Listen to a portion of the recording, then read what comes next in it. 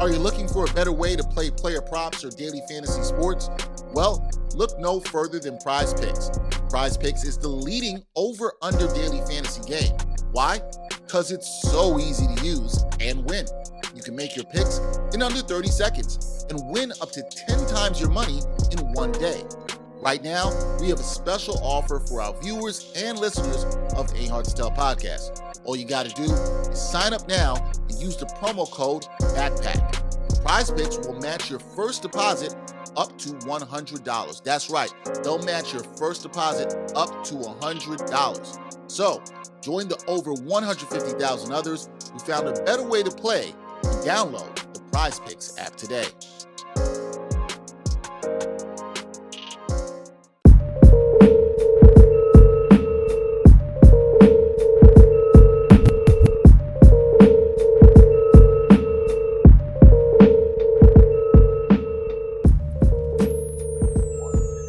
Ain't Hard to Tell podcast, episode 232. Dexter Henry, Brian Fonseca. Yes, This sir. is the first episode that we are doing in 2023. I'm not going to say Happy New Year because it's been like 17 days and it's been too long. We are past the cutoff. I'm not going to say Happy New Year. We're a little bit past that. Hopefully, everybody out there, your New Year's off to a good start. Brian, how you doing? Apparently, people have agreed that the cutoff is like January 7th. And I think that's fair. As somebody whose birthday is on January 10th, I agree. Because, like, once we get around to, like, you know, the double digits, it's like the Happy New Year shit is over. Yeah. Like, even if I haven't spoken to you or seen you in the new year, like, you know, you get a week into the new year and then that's it. Yeah, by the way, what I will say, I told Brian this personally, so he already knows, but happy birthday to Brian. I didn't miss Brian's birthday, so happy birthday to Brian. He's now getting old, as I like 29 strong, baby. You know what I'm saying? He's almost at 30. Myself and our guest who will be on today are rolling our eyes because we're like, that's young. Hey, I'm looking forward to my 30s though. I'd let you not on all fronts, but like I feel like my 30s are gonna be like my best years to date. So I'm going in with that optimism. I just need to make 29 bang as well because, you know, the pressure's on. We'll say. You know what? I understand. Yeah. That's another conversation for another podcast. But we're kicking off the new year with a podcast. Our first one, we're going to start with a guest. This is a former guest of the podcast, good friend of the podcast. He's been on before. He is a musical artist. He is a Grammy Award winner. Wonderful, wonderful trumpeter. I've been to several of his shows. I've seen him perform live. He was on here the first time when he dropped his first album, okay, which is called Eclectic Excursions, that we loved, absolutely loved. And we love this guy because he combines the hip hop with the jazz. He also has worked many years in sports. That's actually how I know him. Many years of working in sports. I think we met first at MSG. He is now dropping his second album, which is going to be called End Motion. And can't wait to hear it and also see him perform it live because I'll see him next week. He'll be at City Winery here at NYC performing live. I will be there live and direct. That is our guy, Nabatè Isles. Nabate, welcome back to the show. We can't hear you, brother.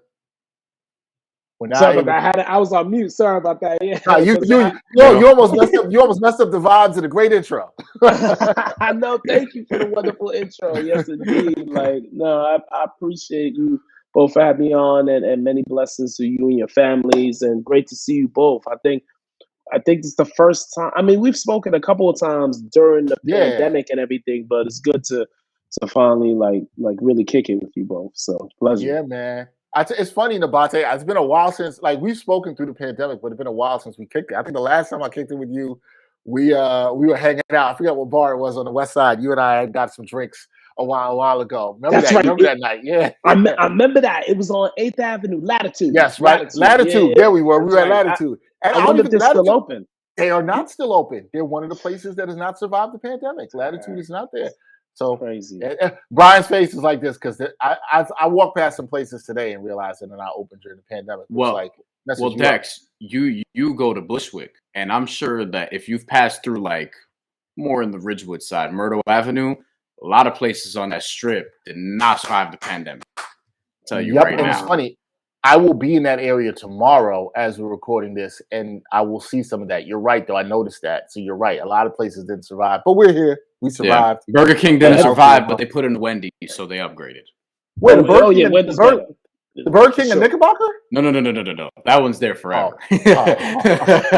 That Burger King is there for that shit is there for life. I love that. Sorry. Yo, I got a lot of preteen memories in that Burger King. Hey, me too. By the way, that shit is still going strong. I always wanted to sit in like the little car that they had back in the day. I don't know if that's still there though. But no, I meant the one on the Myrtle Avenue strip. There was one across the street from a Taco Bell. That was I know you're talking Wendy's about. Taco Hell. GameStop survived though, so we're on that.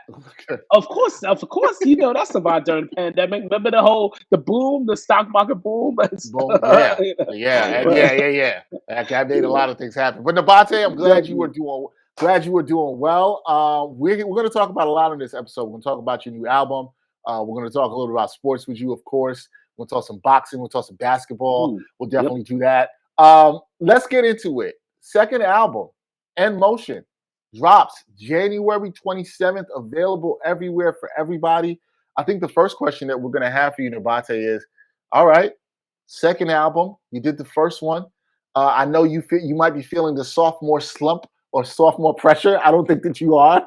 But what was the process for you from the first album, Eclectic Excursions, which everybody, if you haven't heard that, go listen to that, to this album, In Motion? What was the process in working on this new album? Yes, no, thank you for asking. Like, I was actually so funny. We were going to record it in 2020. And we were looking to do that September of 2020. I was looking to record it. No, it's going to be June. It was going to be May of 2020, around that time. And then we pushed it back to September. Yeah, because the reason why, because we thought the pandemic, all right, a few months, it should be fine, and everything. But obviously that didn't happen. So there was a lot of anxiety. We were recording in studios and everything like that. And there was also anxiety with me as well, just being out there. Because I barely went to New York. I'll tell you guys, like within a year and a half, from March to July, I did not even ride the subway.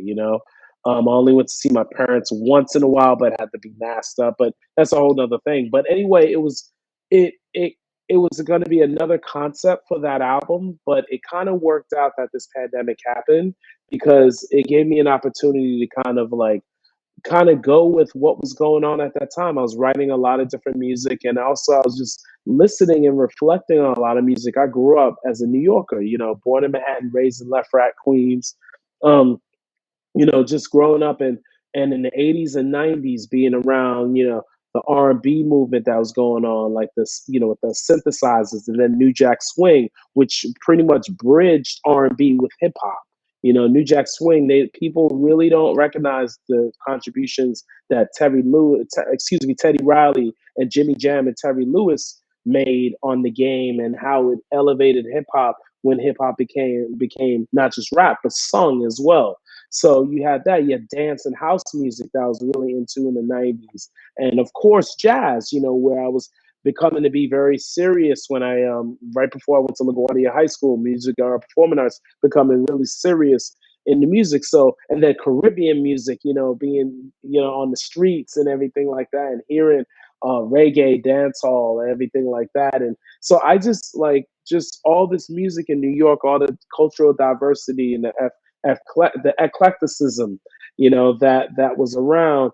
I really reflected on that and started to write pieces, write tracks and everything, and write different things, and write compositions, and I was like, wow. So when we started to get slowly out of the pandemic, I said, okay, I know I want to do an album to make people move, to make people groove, to make people dance, because people don't remember or realize that jazz is really a music that is dance music. That's what it was. Duke Ellington and Fletcher Henderson, Lionel Hampton, Benny Goodman, Jelly Roll Morton. All that music made you dance. At the end of the day, so that's where I was looking at. I want to make music that groove and that made you move. In motion. So that's So how I came with the that's title. how the concept came about. So and Yes. motion. So it's is it? Would you say it's similar sounding to at all? Or is very different sounding from Eclectic Excursions? More focused, because More Eclectic focused. Excursions Okay, is, yeah, was Eclectic more Excursions broad. is more broad, definitely, of everything that influenced me as a musician. But I think in growing up in life, growing up as a New Yorker, In Motion influences that, and it was more I think more of a concept album from the standpoint of groove and move and dance and everything like that. So that's what I wanted In Motion to be, for sure. All right, I love that, You man. I love it. Nabate, you touched a little bit on like I guess how the pandemic impacted you. And I feel like in different ways the pandemic impacted a lot of musicians just Mhm. creatively, just like their habits in terms of a lot of the albums that we got from now or from then until now where people are actually like, opening up a little bit about things that they went through. Um, Mhm. how much did that impact you specifically? Because you kind of touched on it, but if you could expand, like, how much did that impact you as a musician? Because like this is something that you had planned before, but obviously, like you're putting it out now, so there was, I feel like, more of a process, and maybe there was more of a strategy in terms of figuring out when to drop it because of what it is. You know what I mean? No, no, absolutely. No, great question. I think the pandemic, it made me more creative because I did a lot of teaching on Zoom. Did a few virtual workshops. Also, I did tracks for friends, and friends did tracks for me, in which they recorded, and stuff, and then was able to put it together. So modern technology was beautiful, but we realized though that Zoom was not good for having live performances. You still had to, Right. still had to, yeah, the latency is crazy, and that's why, like, that's what they're working on now, to have like software where you could be able to play in real time and not have latency or very little of it.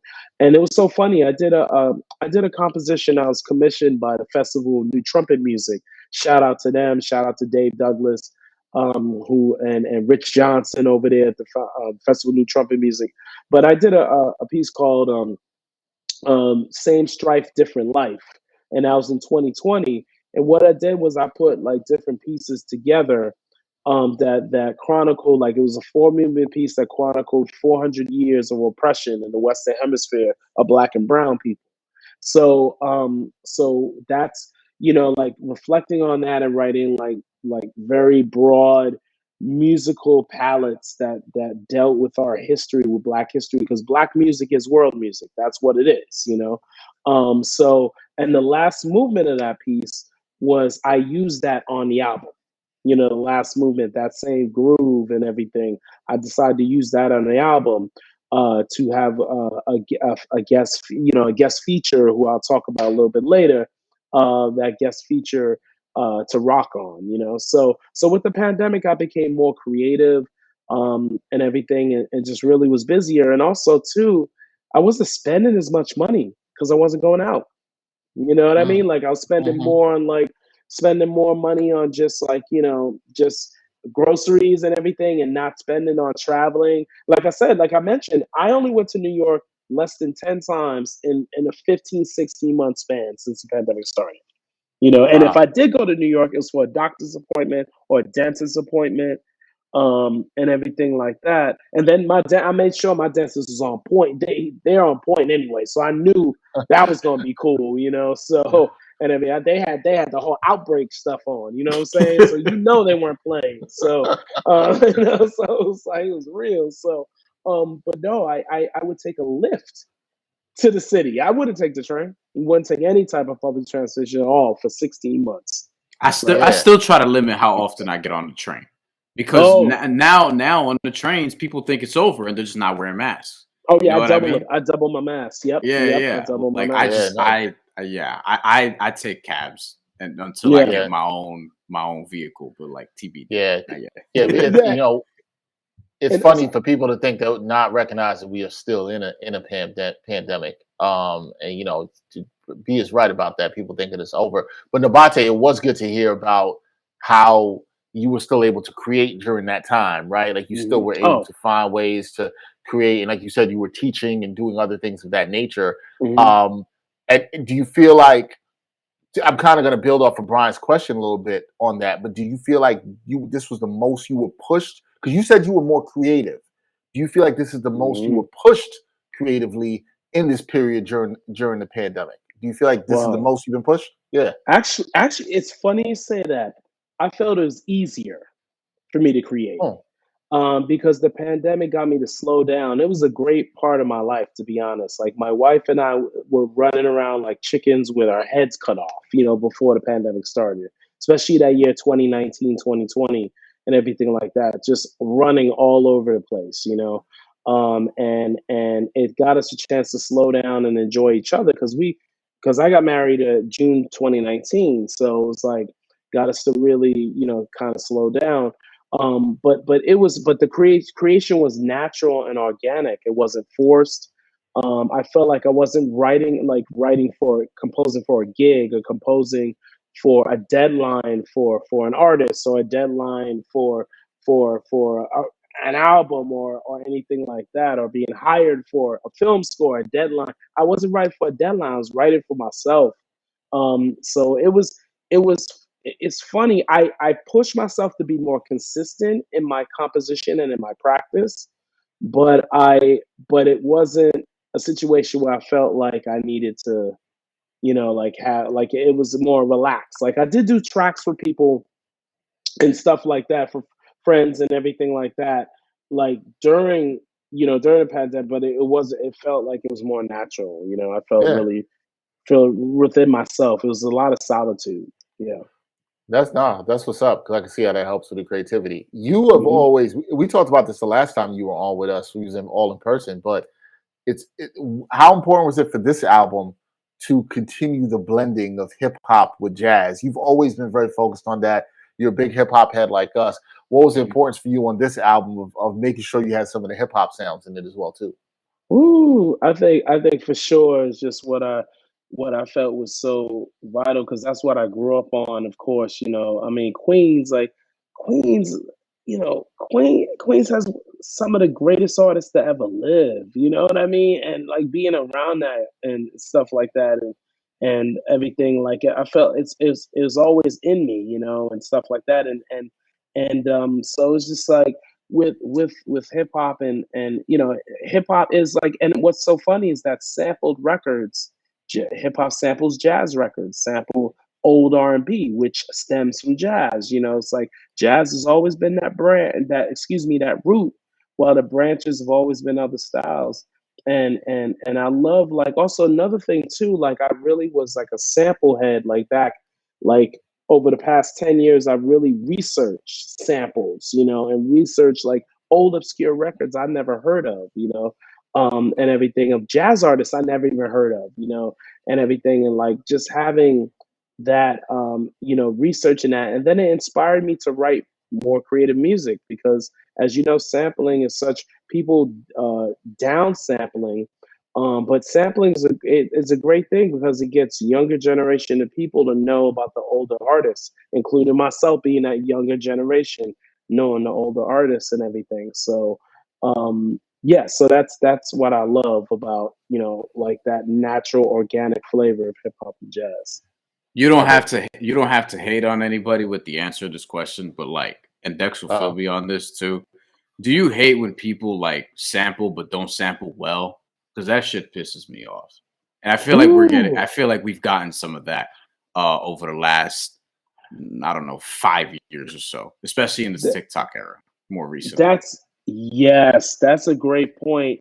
But the one thing I do respect about sampling is that you can create it however you want to create it, however you want to arrange it. But those experimentations, like Brian, like you said, kind of fall short. You know what I'm saying? Like, but I do respect when people make that experimentation, and hey, rather go down in flames. You know what I mean? Like that's, I'd rather be like Kevin Costner in Tin Cup. You know what I'm saying? His cat, Roy McAvoy, I think his name was. So yeah, like yeah. You know what I'm saying? Like go down flames. Keep keep trying to get that Keep second hacking shot at in the it. green. You know what I mean? And so, but guess what? At the end, he was more memorable. You know what I mean? So it's Right. like, yeah, like that. But no, but seriously, no, I know what you're saying, Brian. Like, and the problem is, more and more younger generations do not even know music. There's no music education. They don't know anything of older music. They don't listen to it. You know, like that's the problem. And I think back in the 70s, 80s, and 90s, those producers had an idea of like older music, you know, more of a and also some music education. Like, you know, for example, Rakim played saxophone and his aunt is Ruth Brown, you know, was Ruth Brown, the great legendary R&B and jazz singer. You know what I mean? Like that, like Nas or Oludara. I was You know what I was mean? literally about to mention that. Yep, You Nasir know, and Oludara. Yep. yeah, James Ntume, who's a little older in that generation, a little like another generation. Jimmy Heath is his father. You know I what I didn't know mean? that. I actually did not know Yeah, that. Ah, yeah. And wow. then, for example, Jean Grey too. She's not a producer, but Jean Grey, her parents are Satima B. Benjamin and Abdullah Ibrahim, two of the greatest artists. You know what I mean? Like And Jean Grey Abdullah is Ibrahim. ill. Yeah, South African, you know. So Yep. so it's like I'm trying to think, and I bet you I'll come up with some more people that have the connection to Khalees. I mean, she was okay artist, you know, but her father's Kenny Rogers, the great Kenny saxophonist. Rogers. I knew So that. I it's knew. like, Yeah. yeah, so it's kind of like you look at that connection of like my generation, a little older, had that connection, but now the younger generation with no music education, instruments are being fizzled out. People think instruments are whack. They want to, they think music is just something that you could just come up with, on a beatbox. I'm sorry, on a machine. They're making beats on their phone now, Yeah, Nabate. That's the problem. And no theory, ain't no more Pro Tools. Right. No idea of notes and harmony and stuff like that. And then what really pisses me off are these pages and these websites that emphasize you to like be able to play chords, not playing them on your own, not learning them on your own, but playing chords like just one chord on a key or something like that. And then you have a chord, you have a pad. Like, what is that? What happened to learning the artistry of how to play the chord? The type of the quality of the chord, major, minor, augmented, diminished. What happened to learning that and knowing the tones and the timbre of those chords? Now you easily play a chord instead of learning how to actually play piano. I could go on and on about that. Pisses me off, Nah, sure. it should piss you off. And I think you made a great point about how it affects the music and even like hip hop, right? And how it affects that. I realized myself, Nabate, I'm gonna be 40 this year, and I still look at albums and I'll go, whether it's even online, I'm looking at the production notes and looking about who sampled what. I want to research on this song. Who sampled this? What was the sample here? And I go back and, this is a jazz artist I never heard of. Or like, and I don't know. I wonder, I know Brian is in it too, because Brian's a hip hop head and he's sort of an old soul. But I remember this is how I got into Ahmad Jamal. When I heard The World Is Yours. That's right. This is how I got into Donald Byrd from New York State of Mind and learning what that sample was. That's a classic album. And I just gave you two classic artists that are connected. And I'm glad you mentioned that about Nas and Oludara, right? And obviously our podcast is named after a Nas song, right? Yes. Great sample. Yes, great indeed. example in that in Human Nature, Michael Jackson. It makes you really think that point you said about how much of an influence these guys who grew up around musicians, even from a different art form, a different genre, but they were around the musicality, the creation of that, right? And look what that got us. It got us Nas and a great album like Illmatic that has great producers and everybody on it. And if young people are watching this, man, I'm not saying you got to rock with everything old. I'm not saying you got to, but go back, learn a little. It lets you understand. You got to know your history to know where you're going. That's the point I want to make on that. Speaking of knowing go ahead, Nabate. Go. We learned about 250 years ago with the how this country was raped and pillaged. You know what I'm saying? You want to learn about that. You need to take advantage of your YouTubes, take advantage of like the Right. Googles where you can research things and be able to have that. You know, there's a great website that I know you both know called whosampled.com. Yep. That's my favorite. Dex goes on it for every hip hop album that he loves.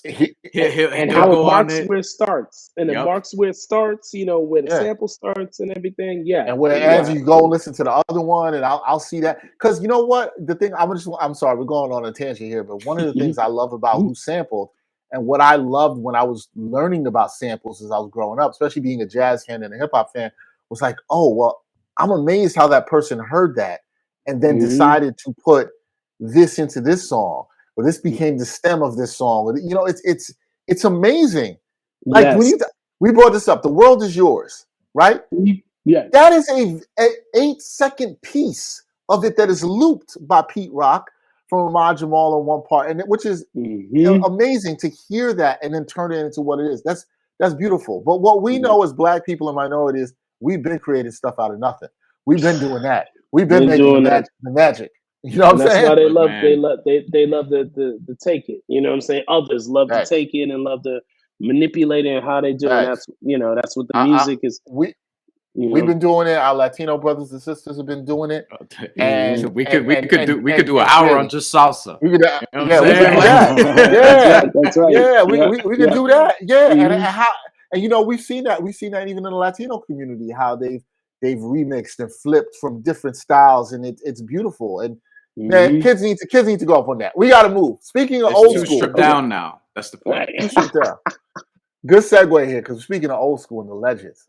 Well, I looked at the track list for this album, Nabate, and you got, Body Farhar, you got Mumu Fresh here, you got Nicky Greer, okay, you got Cardinal Official now. Shout out to the T-Dot Caribbean. That's one of the names that jumped out at me too. Okay. I was like, oh shit. But I want you to talk about the features, Nabate. But we got to talk about you got the legend, you got Mr. Chuck D. Yes. I would like to say this. I don't care, you youngins out there, what you got to say. And I'll put the camera on me for this. Okay? When it comes to rapping, talk your shit, Dex. Thank you, Nabate. When it comes to rapping, there aren't too many better people at rapping than Chuck D. Okay, it's like I say about Black Thought all the time. He's up in there too, and talks about pure rapping. Could give you bars and knowledge and flow. And shout out to Chuck D, also a Nick fan. Shout out to Chuck D. Yes, indeed. But our guy Nabate, he got Chuck D on the album. How did that happen? Please let us know. You got Chuck D on this album, bro. Shout out to that brother, man. Like he got 2 new apps that he actually texted me about. And this is where I want to definitely give it up to these apps. I want to shout them out real quick because now with the 50th anniversary of hip hop coming all throughout the year 2023, this year, he got some apps going on, which is Bring the Noise, you know what I'm saying, which is one app and everything. And then there's another app, Test Flight, as well. So he's I want to definitely share more about it when he, because he'd be sending me stuff. I'm like, wow, it's all this information is overwhelming. You know what I mean? So, but Chuck D, how it came about, I met Chuck through a family friend back in the late 90s. So what happened was, Chuck was looking for like a band and stuff like that, and everything. And he heard a group I put together and was interested in stuff like that. But it just fell through and everything. So we would run into each other, kind of similar situations I said off air about John Singleton, how we run into each other throughout the years and stuff. But it's so funny, when I was a producer on NBA radio, he always listened to a show I produced, which was the Afternoon Drive show. And he would always listen to that show. And then he would always shout me out. He found my Twitter handle and shout me out along with the 2 hosts of that show. So what happened was, like he started to follow me and we started to keep in touch through Twitter. And then when I left SiriusXM, like we kept in touch, and then he was a big supporter of my album. And then he started to put two and two together on knowing that we met through our mutual friend, you know. So it was really dope how that worked. So he kind of really got into what I was doing on the sports production tip. And then what happened after that was that he saw that, oh wow, it's a great artist. And then having Elza on the record and everything, and be, you know, writing all the music, almost all the music, and having like a eclectic palette of sounds and timbres.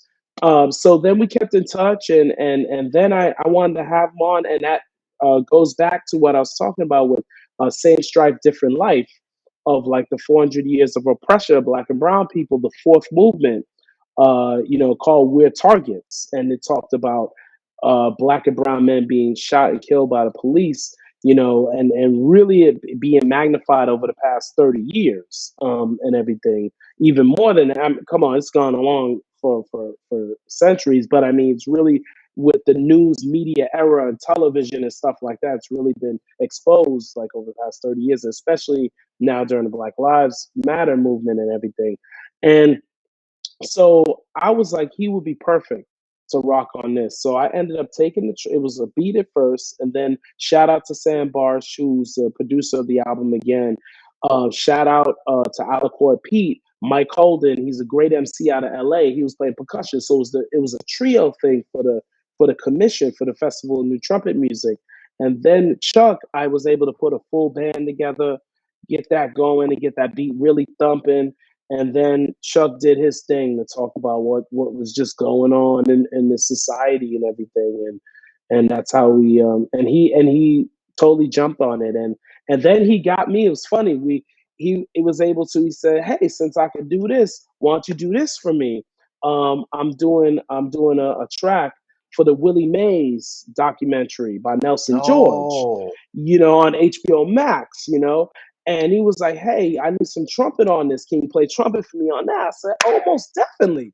And then that's how we collaborated. And that was the track, the closing track on the HBO Max documentary Willie Mays. So just bless merging sports and music together. Wow. You know, Wow. and Chuck knows I'm a big baseball fan. I had him on my podcast, Where They At. I'm gonna shout out my podcast, Where They At, where I interview Hall of Fame athletes. And it's coming back February 2023. I took a year off because being a new dad, and also because of this album. I felt there was too much going on. Gave it a break. Now it's coming back in a month or so with some new episodes. But Chuck, he was on the podcast during the pandemic, and we talked about baseball, basketball, music, and everything like that. So great to collaborate him on two different tracks in 2022. That's crazy. That's crazy. When Chuck D asks you to play trumpet, you don't say no. Right. No, exactly. You don't say no. I mean, like Nabate, I don't think there was any thought where you were like, I'm going to say no to this. Like, no. Especially because I imagine Chuck D is not, especially in 2023, he not out here just handing out features. You know what I mean? Right. So you know, you got to do the solid, you know? Chuck D hand out.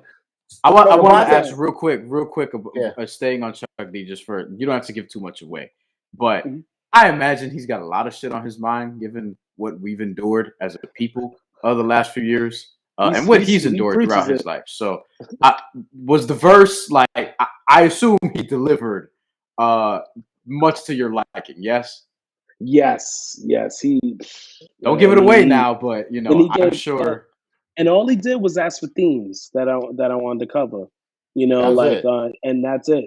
He said, give me a couple themes you want to cover, and then he came out and elaborated and enhanced those themes, you know, and that was the thing. So that's why I was like, it was so dope. Like, you know, we named it Bate's, like, because he calls me Bate instead of Nabate calls me Bate, which is so funny. He's the first cat to call me by that name, because back when I was growing up, there was Nah, you know, people would call me Nah, like you know, like that.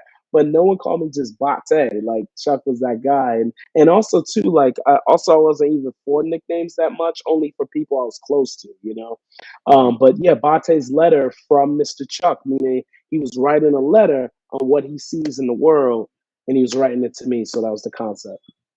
Oh boy, crazy. Yeah. Chuck D, Yeah, Chuck D on the right, Nabate's album. All right, so Yes, indeed. also if he Nabate- calls you Bate, you gotta just roll with it. Like That's right. Oh, you're for Bate. sure. And You know what I'm for saying? sure. Like, And Public Enemy, let me tell y'all that they got me into hip hop. Public Enemy, Mm. BDP. That's what got me into hip hop. You That's know, what Chuck got you D in. and full circle. KRS.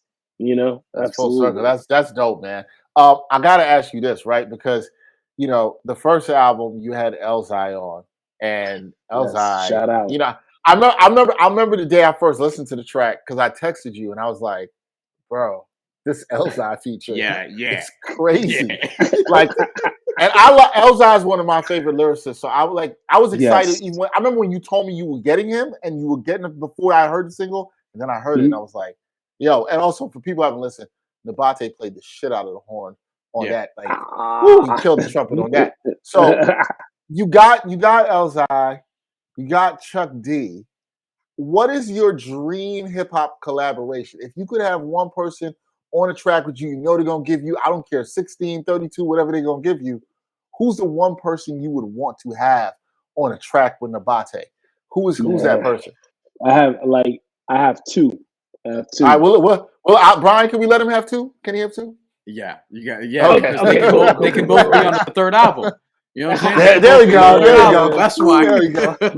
My budget will be gone. Like, but I gotta say, Nasir Jones. Mm-hmm. You know what I'm saying? Nasir Jones will be.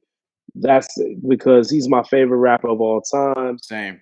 Queens represent. You know what I'm saying? And this cat is more than an artist, more than a rapper. He just is a persona. His image just illuminates.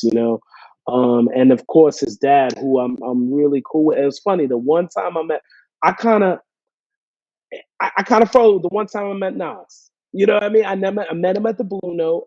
Shout out to Keon Harold. Keon does a lot of work with Nas and stuff. I'm like jealous of Keon working with Nas. I'm like,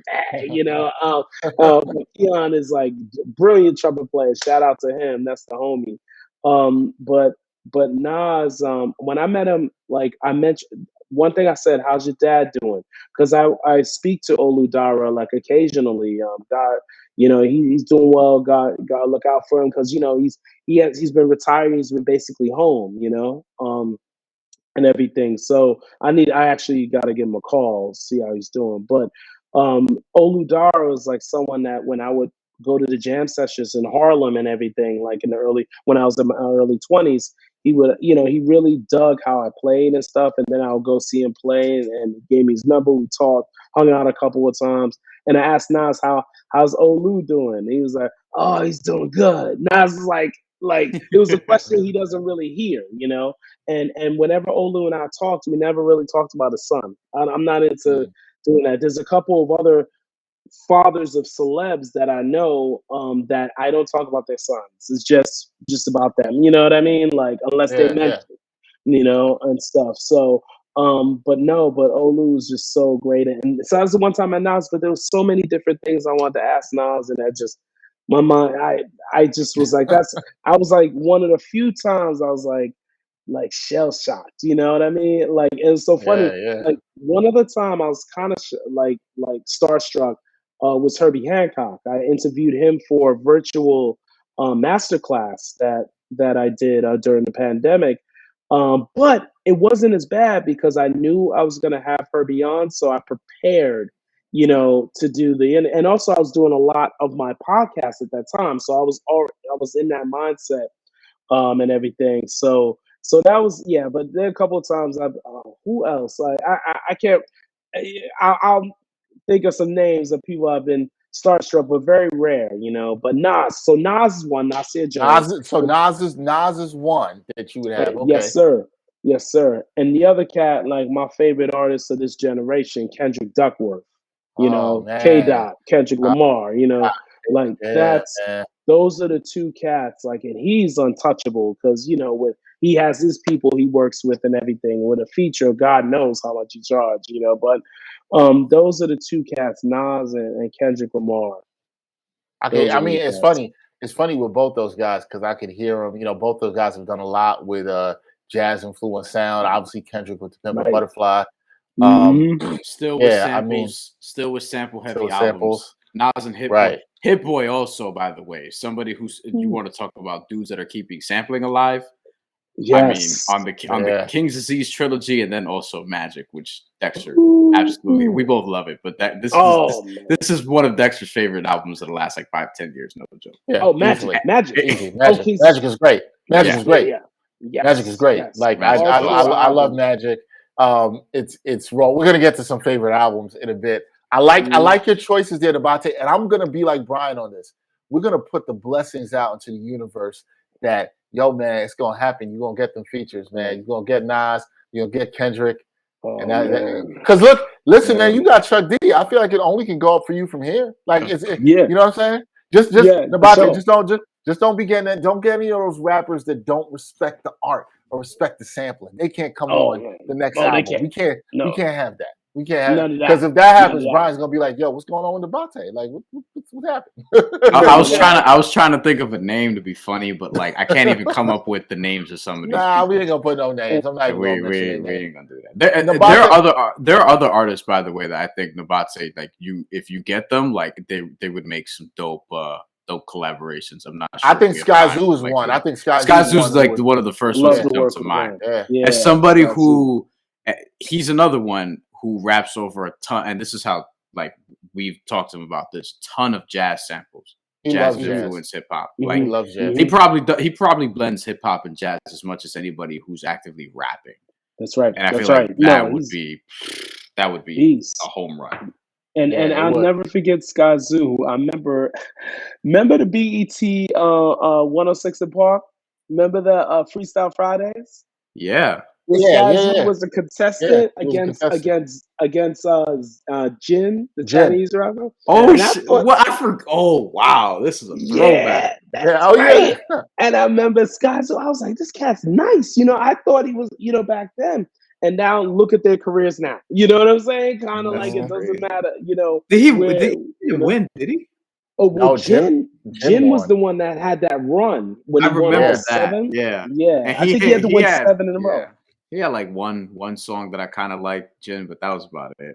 I think it was Learn Chinese, right? Learn Chinese, that one? It's just he had another one too that said that the beat was fire, but this was a while ago. That's a good point.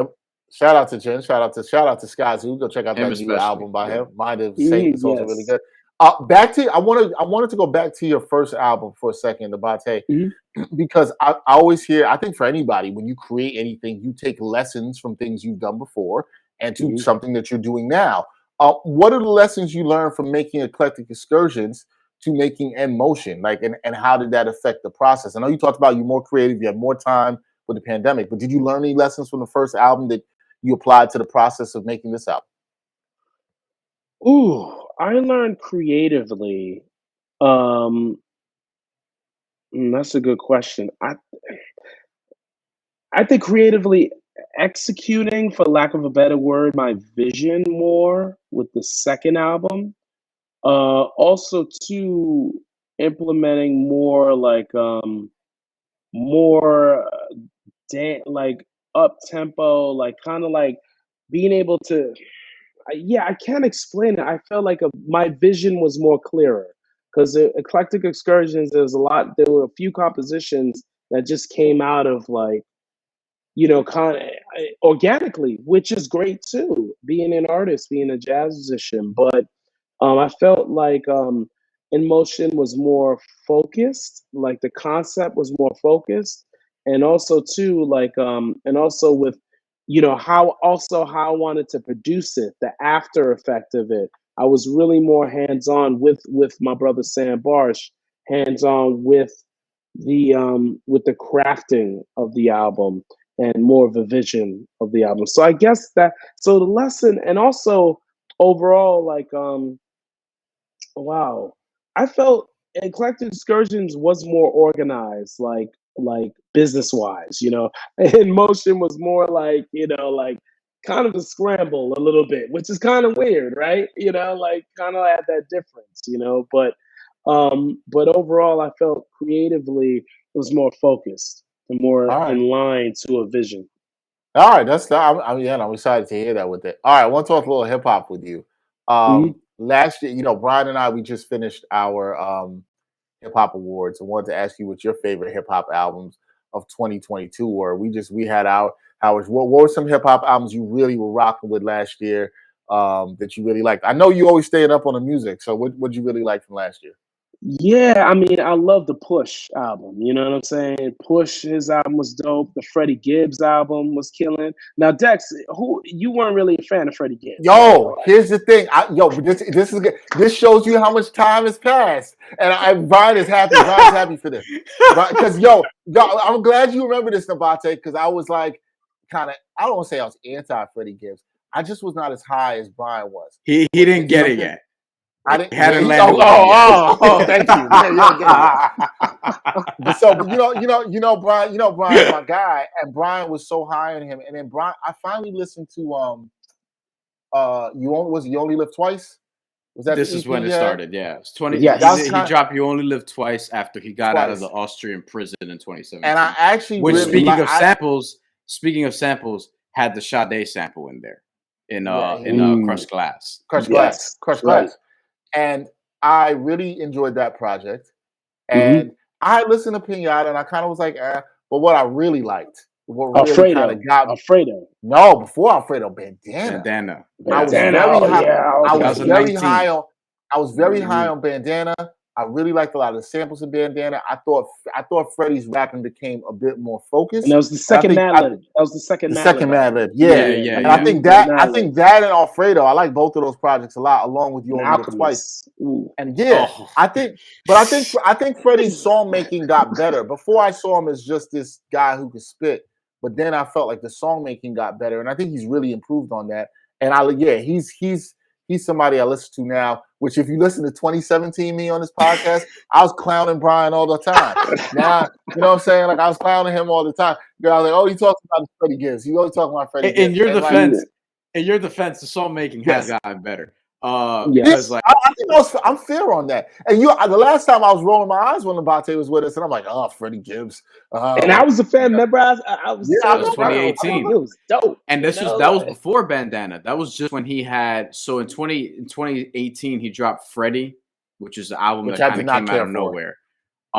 Which I thought was pretty good, but it's not something I revisit with like the 80s, the retro early 80s cover, which is one of the illest covers. The cover was dope. I will say that. The cover was dope. The cover was dope. The theme is dope. And then he also had the collab EP with Currency, which I think may have been 2017, actually. I think that was. That had some joints on it.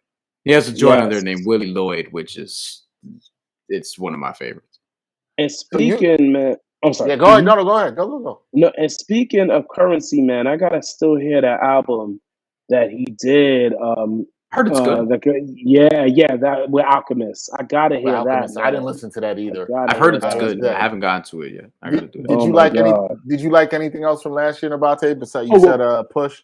You said Freddie. Push, Freddie, of course, King's Disease 3, of course, you know. Yeah. And then and then I'm trying to think. There wasn't really anything else. Oh, I forgot. The Rock Mark. And Marciano and Alchemist. You know what I'm saying? That's why I was like, I gotta hear the Currency Alchemist. That's why. But Rock Marciano's song, that dude he's true hip hop. Brian is not. Hold on, Dex. Don't do this. Oh, he's not a fan of Rock Marciano. What? Hold on. I like Rock Marciano to a point, but like this is kind of like, it reminds me of certain boxing conversations where like there are just some dudes that like are king of the underground, so to speak, that a lot of why you got to put the one cam on me right now? There are just certain dudes that I feel like my underground loving hip hop head friends put on a pedestal that I'm just like, it just doesn't land with me in that same way. I appreciate Rock Marciano though, but like there are just albums that I liked more last year. You know? Yeah. Did you like Mr. Morale and the Big Steppers? Oh man, I didn't mention it. You know what? Okay, it took me a while. The reason why, because you got to sit down and really inhale that. You know what I'm saying? That's so deep. It's we so talked deep. about this for a We talked about this on the podcast. Shout out to our man Greg Sylvander who was on with us. Nabate, the first listen for me of that album, and I told Brian this. I listened to it when I was tired, and I actually I listened to it and I was like, did Kendrick fall off here? Like but you know what it was? I was tired. I don't think I gave it a good listen. And it's such a dense album, right? Yeah. And I went back and I love it. And Brian and I differed in this in our end of the year album rankings. I had it as my number 1. He does number 8. And Brian, I'll rehash it if people haven't heard it. Brian gave good points in that I think there are songs that are hard to go back and listen to because of how dense it is. And I don't disagree with him on that. But I like the vulnerability. I like the musicality on the album. Right. Kendrick obviously is rapping good. So it was still in the top for me. Yeah, and what's so dope about it is that the Marvin Gaye sample joint that he did was not on the album, which is I love that. That's when you know he's a bad cat. You know what I'm saying? Listen. First of all, I love that I Want You album, Marvin Gaye. All you kids out there, go listen to that. First of all, that's a great album. That's a great album. But when I remember when I heard the drums come in, right? The bongos on there. And I said, yo, he did not rap over this. No. Woo! Beach Noise. Shout out to Beach Noise for flipping that sample. It was great. Oh man. That is crazy. And you know what producer I want to work with, I would love it. Man, Soundwave, man. This. Soundwave. Yeah. Okay. Soundwave. You know what I'm saying? That dude, man. Because I remember listening to Soundwave back when Kendrick before Section 80. You know what I'm saying? Like, man, you know, he's a talented brother to this day. You know what I'm saying? He's a talented brother. Soundwave. Shout out to Soundwave. Yo, gotta ask you this. It is for all of us. What are you looking forward to this year in hip hop? What are you looking forward to? What albums would you like to see? Artists you want to see drop an album? Oh, that I want to see drop. Yeah, that you want to see drop. Yeah, you want to see drop. You know what? I would love to see. I would love to see what Griselda would do. Again, you know what I'm saying? Like if they came out together with that album, you know what I mean? Yeah, because Conway came out with some his album was dope. You know, Conway album was dope. Shout out to him.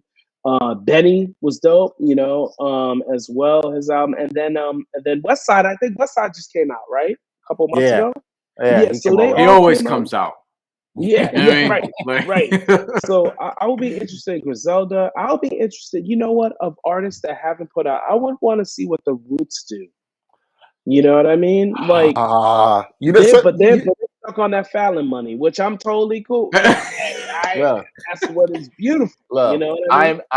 I am mad. I'm not mad. Oh, I'm not mad. We didn't even mention the Black Thought Danger Mouse album, which was dope.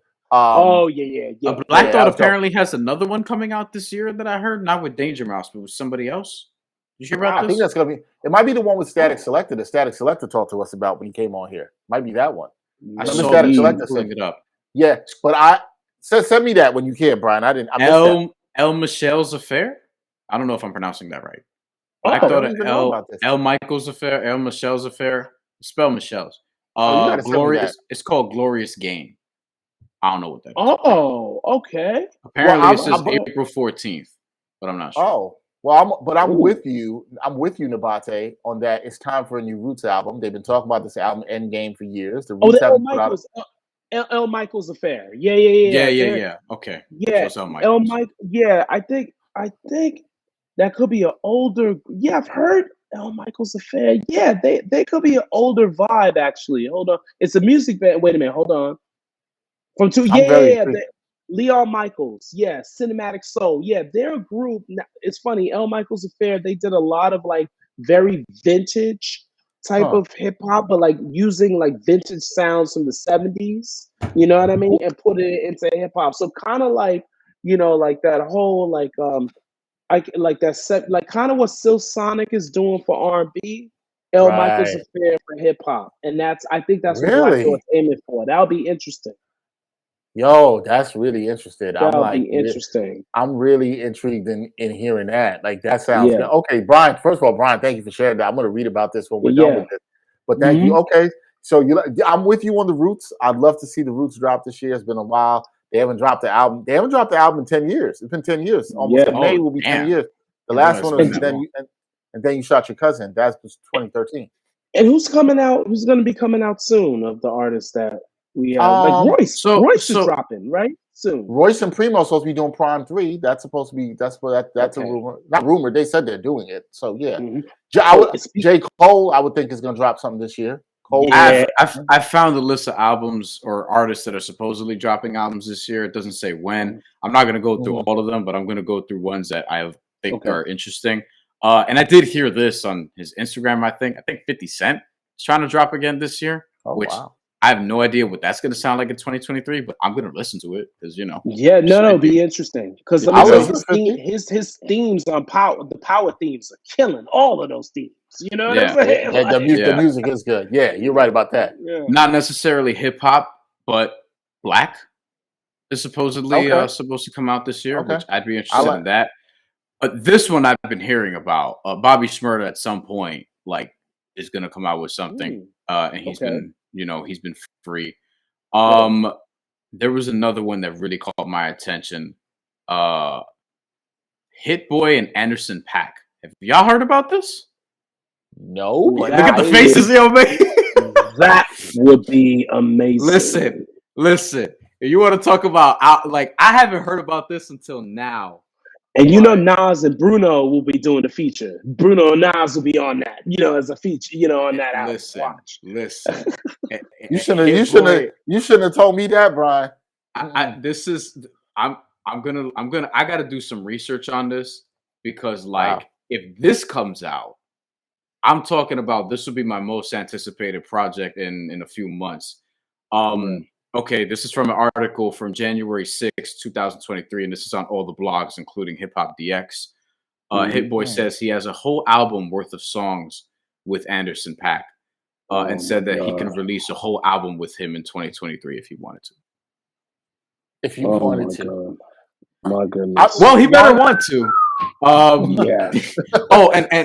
And speaking of TDE, I would like to hear from J-Rock this year because I feel like he hasn't had an album in a while. We just heard from Absol. We just heard from Kendrick.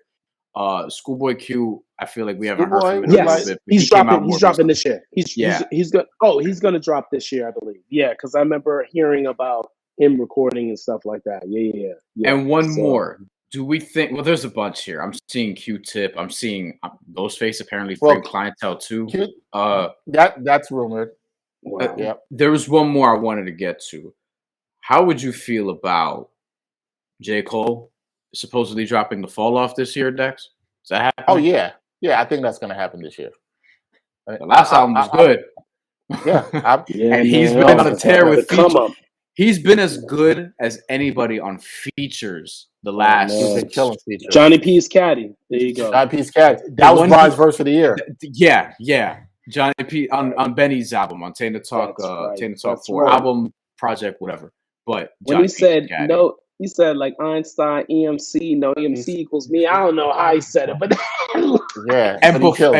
and years before that, Dexter's I think verse of the year or at least feature of the year, Pablo Boat. On Royce's album. On Royce's album, he killed. Right. And then that one stretch where he had like the thing on Jeezy's album, thing like he's been crazy. He's on a roll, man. And of course on the Jamla joint too. Sojourner. Oh yeah, with Rhapsody and with Rhapsody. Right. Sojourner's Truth. Ooh, I would like a Rhapsody album in 2023. A Rhapsody album 2023. I would like that very much. Shout out to their last album. She's never had. Let me tell you, all of her albums has been a classic or damn near. Like every one of her albums, she's never had a bad album. Like not even close to not even mediocre. No. Layla's Wisdom and what was the last one? I'm sorry. It was Eve. Eve. That was a great album. Which was named after the concept women, black and brown women. Yeah, that was a dope album. Cleo is my shit. I still listen to it. Yeah. I also want to hear from I don't know if you've heard Nabate. Dexter, we talked about this on the last episode where we did our hip hop roundup. Girl Code. If you like old school, they're new, very new. but they rap over like, Mobb Deep. You know what I'm saying? Like they rap over Wu-Tang. Nabate, I'm about to send you some of their stuff. They're two young ladies from Brooklyn, but they're good. I'm ready for their album. They released an EP last year, which was cool. I got it definitely. I'm ready for their full project. Yeah, check out the girl. Check out the girl. Okay, before we get out of here, we got to do some sports, man. We got to do some sports. Cool. We got time flies. Time flies. Yeah, we're an hour in. Time flies. We're basically an hour in. Time flies. Wow. The NFL. I hate that they're calling this Super Wild Card Weekend. It's corny. It's Wild Card Weekend. What were your thoughts? Because there was some crazy games, like the Chargers being the Chargers. You know what I'm saying? The Giants upsetting the Vikings, which shocked everybody. Kirk Cousins did shock me. I picked the Giants all the way. Giants money line, baby. Yeah. There we go. Oh my God. Yeah. Giants. What did you like from the weekend, Nabate? What did you like that you saw from the NFL this weekend? My goodness. I tell you, they were all closely competitive games, except for, of course, the Cowboys. I knew the Cowboys would handle the Buccaneers as well. The Buccaneers had a lot of flaws, defense, a lot of injuries up front. You know what I'm saying? In the O-line and D-line. And let me tell you something. A Super Bowl team, Super Bowl champion, means they have the O-line and the D-line on lock. You see what I'm saying? Like, the trenches is so important on a football team. And Tampa Bay had so many injuries. That's why they were only 8-9. You know, and then they were exposed by the Cowboys. The Cowboys have always had a tremendous offensive line. Defensive lines even gotten better. And it was no surprise with Dallas. Now with the Giants, no surprise with the Giants, because the Giants think that Minnesota's pass defense is abominable. And it's been that way the entire year. So I knew Daniel Jones. You see, that's the thing with Daniel Jones. I knew he always had the talent, but he never had the coaching. And didn't he have like 3 offensive coordinators before he had Brian Dable's staff come in? Something. That's what I'm saying. Like, he always had the talent. And people were like downing him and stuff like that, but he had injuries with Saquon. The fact that Saquon was there really helped him become better. And then, of course, now we have Andrew Thomas, who's one of the best tackles in football. Evan Neal has had some struggles, but he has the talent at the right side. Now the offensive line has been stable for the first time, like since like the Eli days, since the Super Bowl Eli days. You know what I mean? When they had Chris Snee and Sean O'Hara. You know, and those cats. It's like now you see the Daniel Jones really flourishing and showing he has that talent. And people forget. People want to laugh about that 80-yard run that he should have had against the Eagles, that he tripped over his feet. But let me tell you, what other quarterbacks would have had the speed to go down and beat everyone? And also on that bootleg, which other quarterbacks could have executed that type of run? Like Lamar, sure. Definitely Lamar. I can't think of really anyone else other than Daniel Jones, you know? So he showed that he's talented. In Jacksonville, Trevor Lawrence showed that he's going to be a star, future Hall of Famer. He showed me right in that game because he turned it around, 4 interceptions, and I had the Chargers winning. Like, I don't want to talk about that game. Why? Well, Why did you do that to yourself? Man, I didn't bet that one. That team is just snake bitten. Like, when it comes, and you look at like the Air Coryell days, how they fell short. You know what I mean? They just fell short, and that's the thing. But with Trevor Lawrence, he showed the wherewithal to throw 4 interceptions, be booed like crazy, and then come back and be composed, make adjustments. And Doug Peterson, that's the great thing about Doug Peterson being there. He's a quarterback guru and a Super Bowl champion head coach as well. So that was great for Trevor Lawrence to be able to come back. That showed me right there, this guy is going to be a special player. And he was a special prospect coming out of Clemson anyway, winning national championship his freshman year as a true freshman, taking the job away from Kelly Bryant, who was like their solid starter, but and I think that's all really, the Niners are just they're loaded. I think they win the Super Bowl. I think they win the Super Bowl. The Niners with the rookie quarterback. Yeah, Brock Purdy has everything around him. Like, you got the easiest quarterback job in the NFL. Easiest one. Any three of us can win with that. You know what I'm saying? With that O line, do you think Zach Wilson on the Jets can win with that O line? Yes. Oh, shit. Wow, I didn't know you were gonna go that far. I don't know. No, I don't know about winning the Super Bowl, but he make the playoffs. There you go. Yeah. I'll tell you what. On that note, Dex, you know, I have to show my love to the football player that I defended the most in his days as a Jet and went full circle. Oh. All I've ever said, hold on. You put the camera on everybody, it's fine. All I've ever said about Geno Smith when he was with the Jets is that if you give him the platform, if you give him a chance, like a real chance, not fucking Clyde Gates as his number 2 receiver, not Rex Ryan just wanting to run the ball on every down, you know, and give him a couple years or so, I feel like you would have a quality starter. Not somebody who's going to be like Patrick Mahomes or anything like that, just a quality starter, maybe make a Pro Bowl here, Pro Bowl there, whatever, because mad people make the Pro Bowl, let's be honest. This dude, without a defense, the Seahawks have no defense. They could get a defense this offseason because they got Denver's pick. They're going to pay this dude. I don't know what they're going to pay him, probably 3 years and, you know, $30 million a year, whatever it is, $28 million a year, whatever. He deserves it. He's earned it.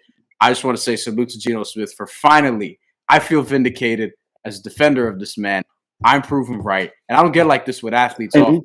But listen, Jet fans were telling me all these Long Islanders who didn't want to give a black quarterback a chance, who wanted to play Matt Sims, who didn't want to see Geno Smith, who wanted to play Matt Sims and Bryce Petty and all these people when the Jets fucked up because they left Mark Sanchez out there for the third quarter of a Snoopy Bowl game in 2013. Geno Smith wasn't even supposed to play after he got drafted. They had David Garrard retire in training camp, and they had Mark Sanchez get hurt, and he was thrown out there. They went 8-8, and he wasn't even playing well.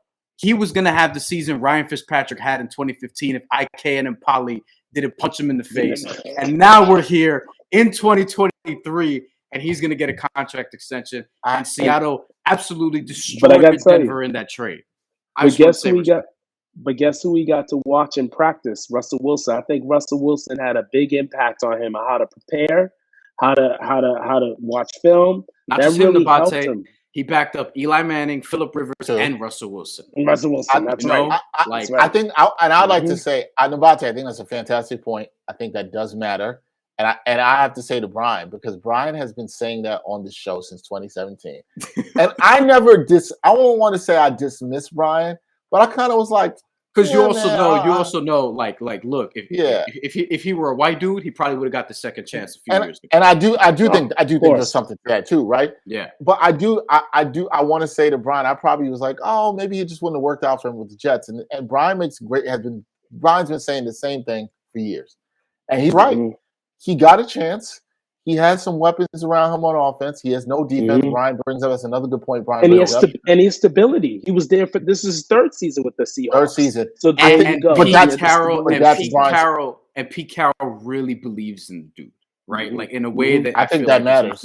And I think there are a lot of quarterbacks. I feel like not like a super amount, but like there are a lot of quarterbacks, black quarterbacks in particular, who if they get this chance, I feel like they could thrive in the right situation. And we see like quarterbacks get recycled or whatever the case may be.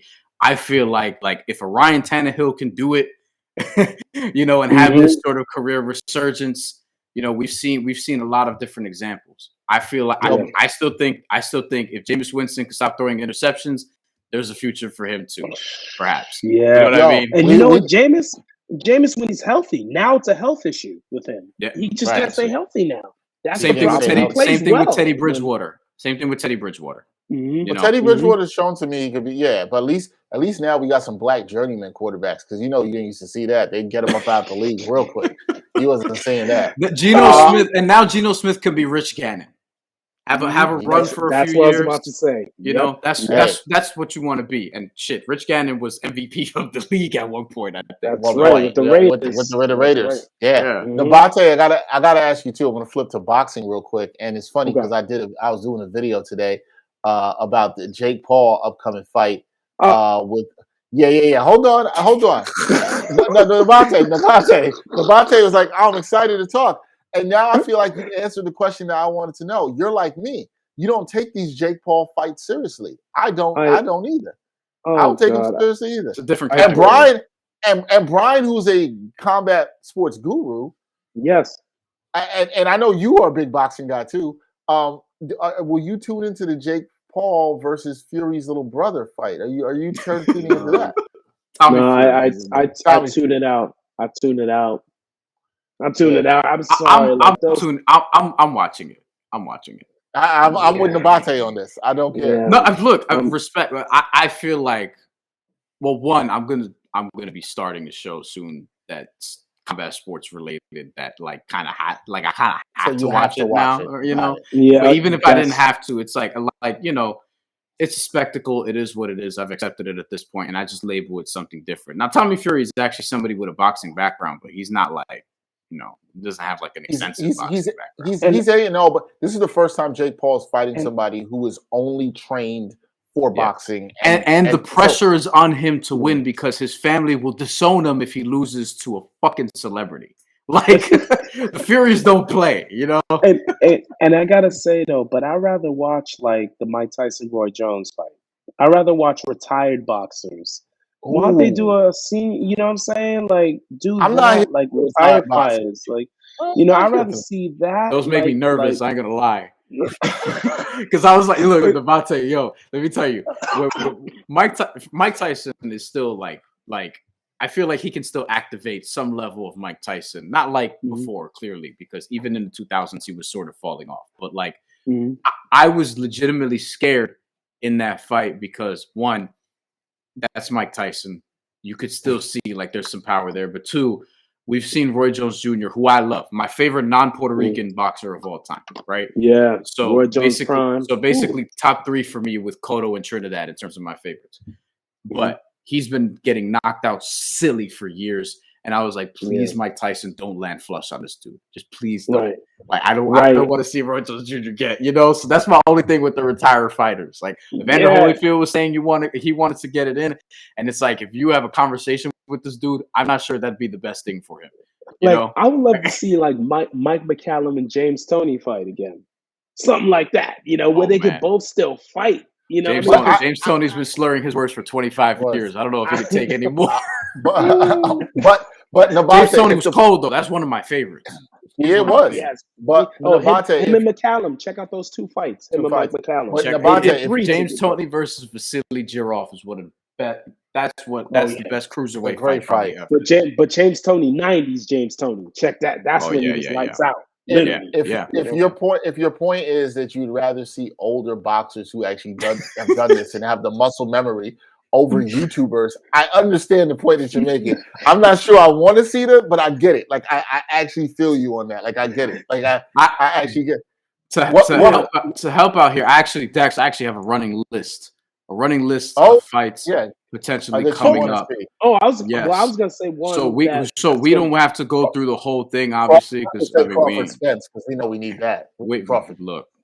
I mean, actually, you know, like, do you have 30 seconds on this before I pull up this list so we can like just go through it? Just we needed Crawford Spence like we needed it yesterday, right? Nabate, we needed this to happen, and that's a fight people want to see.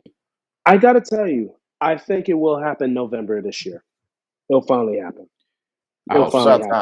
What pissed me off is like Errol Spence is apparently fighting Keith Thurman in April at junior middleweight, 154 pounds. Why? Not even for a title.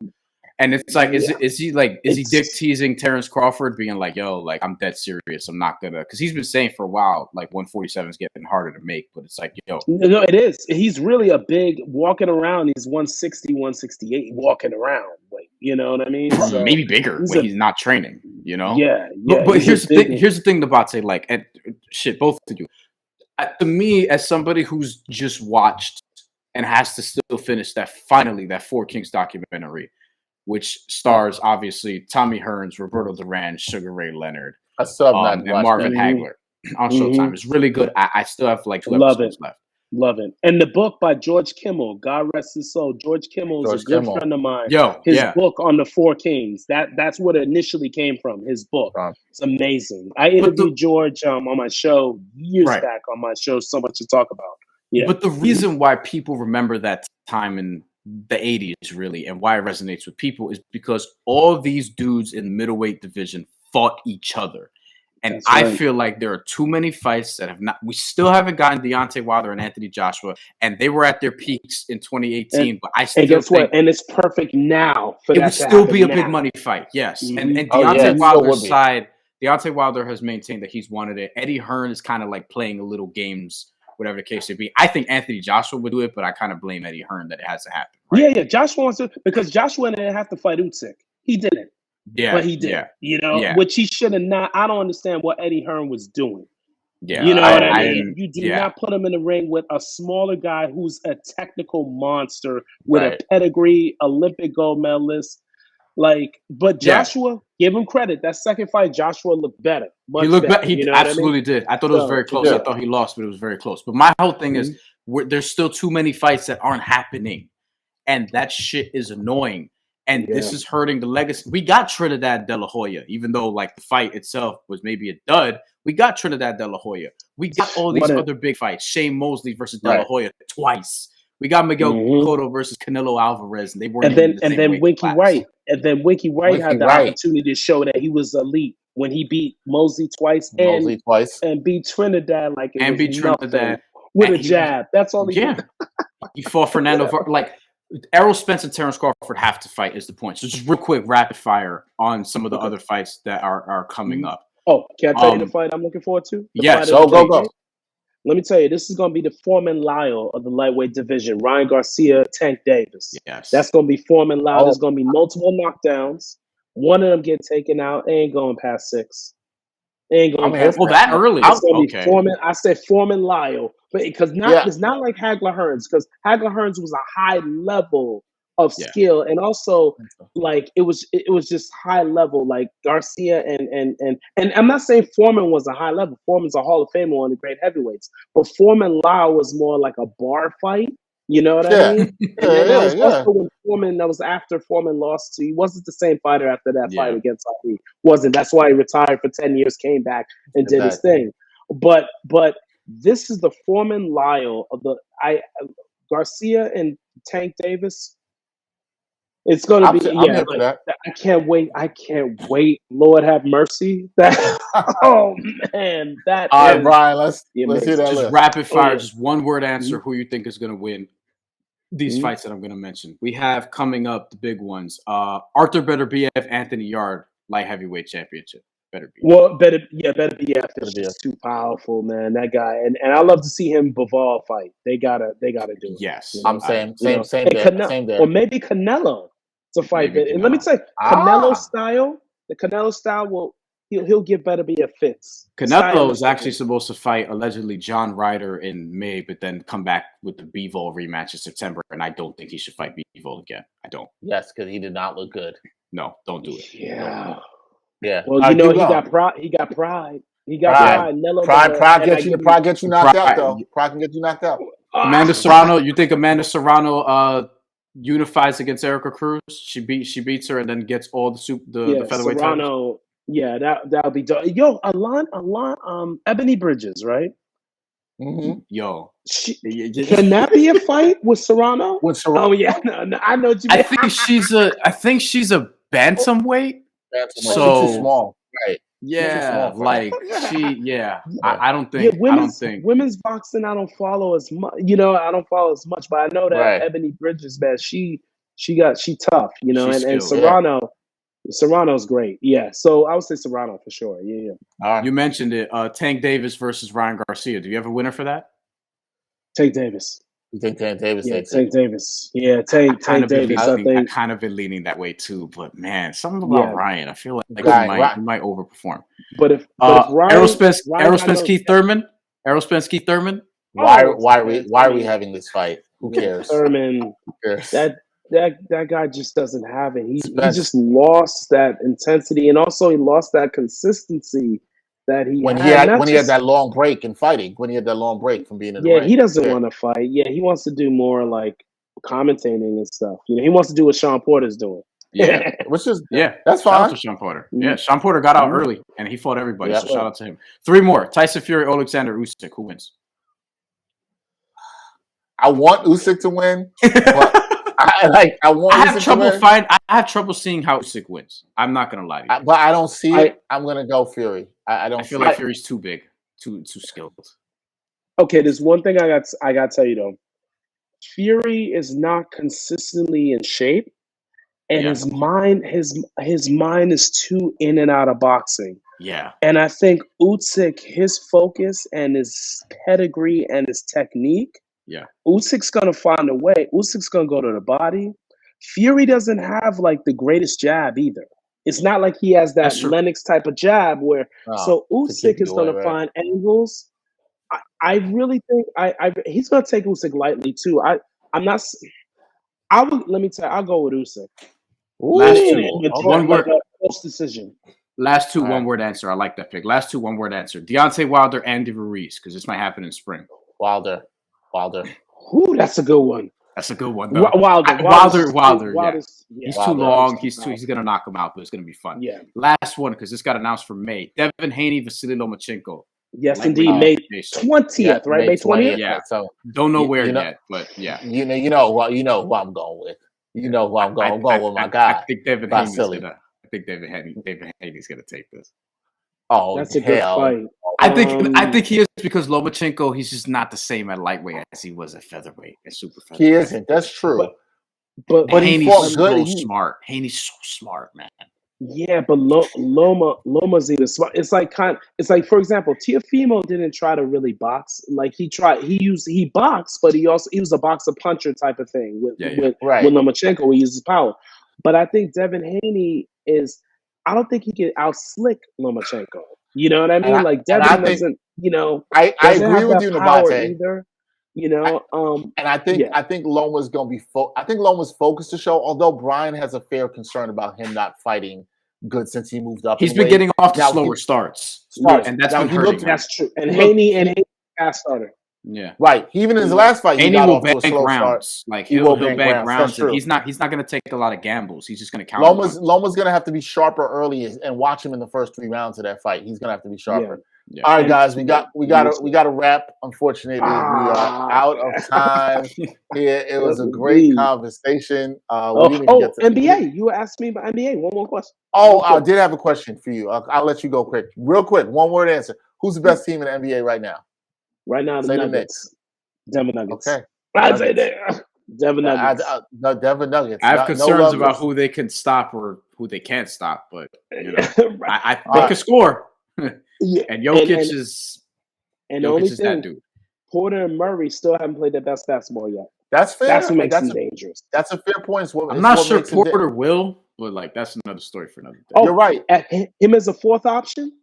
Pretty good. Aaron Gordon's been. Aaron Gordon's had a good season. He's had a really good season. And Braun had to tell him.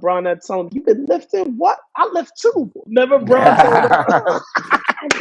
He's been getting big. All right, guys, that is Nabate Isles. Please check out his album In Motion. It drops January 27th.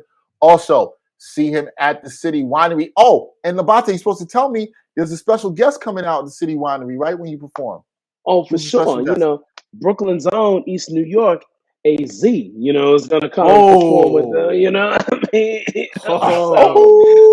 That's, Anthony Cruz, man. Yes, indeed. So he's going to rock with me.